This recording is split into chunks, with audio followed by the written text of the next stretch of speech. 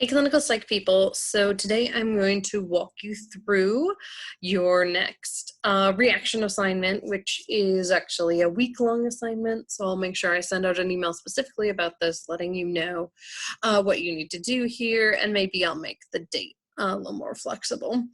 So I'm going to go ahead and share my screen here so that you all will be able to walk through everything with me. All right. So if you go to Blackboard and you look under our reaction papers over here on the left, you will see both the existential one that's due next week, but then also this new one for our behavioral therapy. So the activity log reaction is asking you to complete a behavioral task, which is filling out an activity log. I'm going to walk you through how to do that. But basically, you're just going to log what you do for the next week. And then you're going to write, and you don't have to turn in your log. Just keep track yourself. But then you'll turn in a standard reaction paper where you talk about what's it like to fill it out every day. What did you notice about your patterns of behavior? Did you change anything based on completing the log? And why would a therapist have someone do this activity? So let me walk you through everything. So the first thing you'll see is there is the activity log itself. So I have two versions of this. There is a larger version for anyone who writes bigger or might not have great eyesight. That's me sometimes. And so what you see is it's literally just an Excel sheet that has time broken up by the half hour. And I do recognize that this stops at like 11.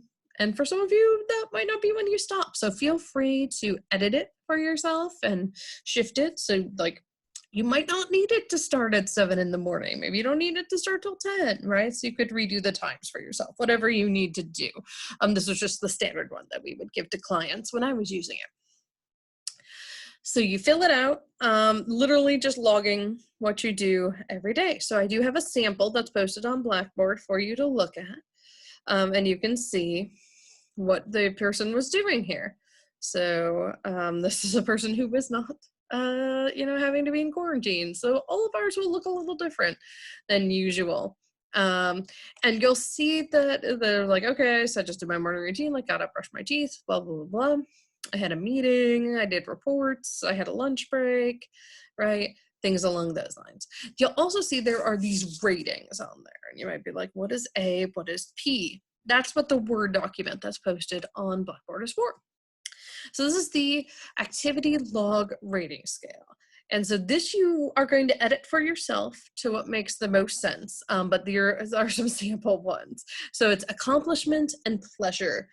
So what sense of accomplishment did you get from doing that activity? And then how enjoyable was it?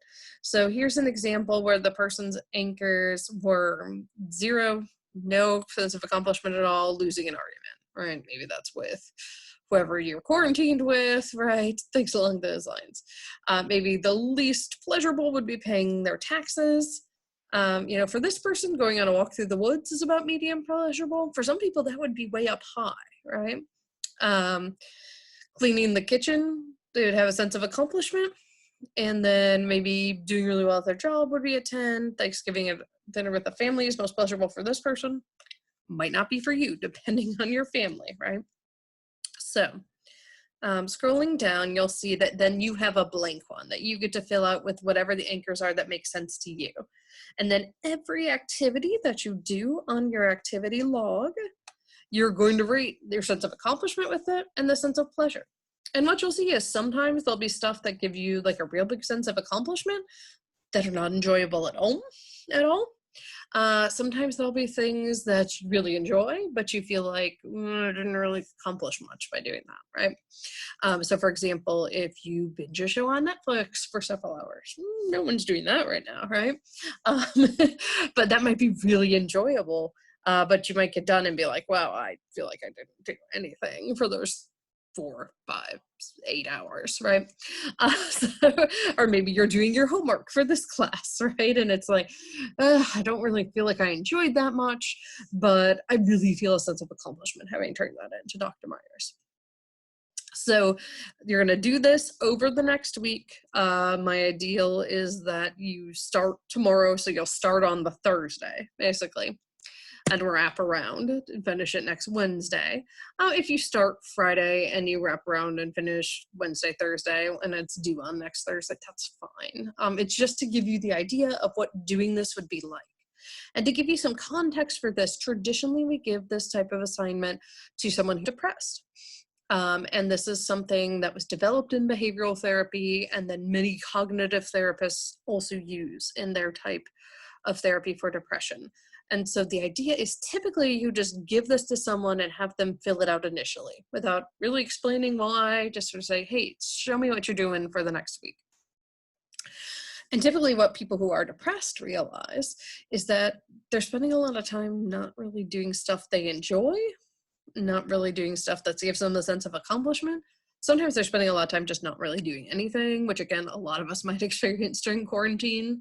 And then what we also find is typically what we do the next week, which I'm not going to have you all do, is we start to direct them to engage in some of these activities. So schedule yourself something you'll enjoy, right? Like typically it'd be like schedule yourself to go to a museum. None of us can do that now, right? And so the idea is that you would then start getting them to do things they enjoy, which has been related in the research to decreasing depression. But what we typically find is when people do this, they start changing their behavior even before we tell them to, because they look at this and they realize, oh, wow, I'm not doing things I enjoy. I'm just laying on the couch for hours on end. And so that's a big piece of this as well. So please let me know if you have any questions about it. But this is typically something students really enjoy, and it gives you a feel for what is it like to be a client in these situations. All right, take care.